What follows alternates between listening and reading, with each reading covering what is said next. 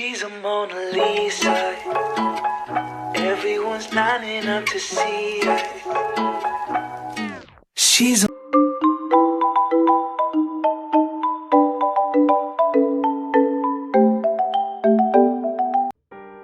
Assalamualaikum warahmatullahi wabarakatuh. Hai semuanya, kembali lagi di channel YouTube Tiara Zulfa.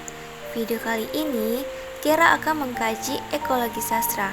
Sebelum itu, kalian jangan lupa subscribe, like, and comment. Baik, sebelum itu kita bahas dulu pengertian ekologi sastra. Ekologi sastra merupakan kajian interdisipliner yang membahas masalah dari sudut pandang ekologi dan sastra. Kedua disiplin ilmu tersebut digunakan untuk mengkaji hubungan antara makhluk hidup atau manusia dengan lingkungannya.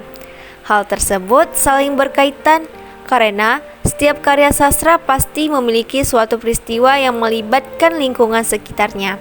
Banyak ragam kajian yang dapat dimanfaatkan guna membedah sebuah karya sastra. Dalam kaitannya dengan karya sastra, ekologi dipakai dalam pengertian beragam. Pertama, ekologi digunakan dalam pengertian yang dibatasi oleh konteks alam. Yang kedua, ekologi digunakan secara luas, termasuk budaya. Dalam hal ini, ekologi dalam karya sastra seringkali digambarkan melalui budaya tertentu suatu daerah.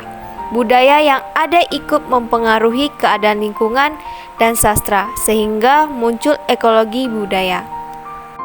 Baik, setelah kita membahas pengertian ekologi sastra, selanjutnya kita menganalisis ekologi sastra pada novel Rindu Terpisah di Raja Empat karya Kirana Kejora. Yang pertama yaitu ekologi alam. Seorang penyelam harus terampil menguasai keseimbangan tubuh agar tidak merusak terumbu karang di sini. Jika terumbu karang rusak, akan sulit dan memakan waktu lama pemulihannya. Itulah salah satu alasan Raja Empat memprioritaskan penyelam dengan lisensi advanced dan jumlah penyelaman minimal 20 kali. Semua harus terjaga dan berimbang, bukan hanya bisa menikmati, mengeksplorasi, namun sama sekali tak peduli dengan kelangsungan hidup biodata laut dan rumahnya. Berdasarkan kutipan di atas, pengarang memberikan informasi terkait dengan terumbu karang dengan latar atau tempat di Raja Empat melalui penuturan yang disampaikan oleh karang sebagai tokoh bawahan. Laut tropis ialah suatu keadaan yang cahaya mataharinya dapat menembus perairan sehingga tumbuhan tetap dapat melakukan proses fotosintesis.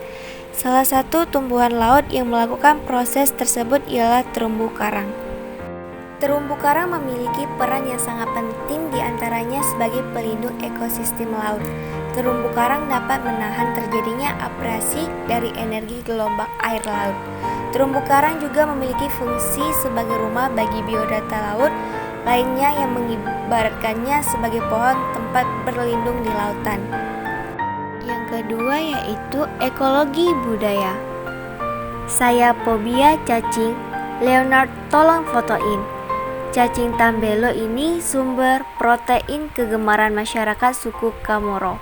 Dapat menyembuhkan penyakit malaria, batuk, sakit pinggang, dan bisa menaikkan selera makan nona. Wah, bagus ya Pak Ce? Iya.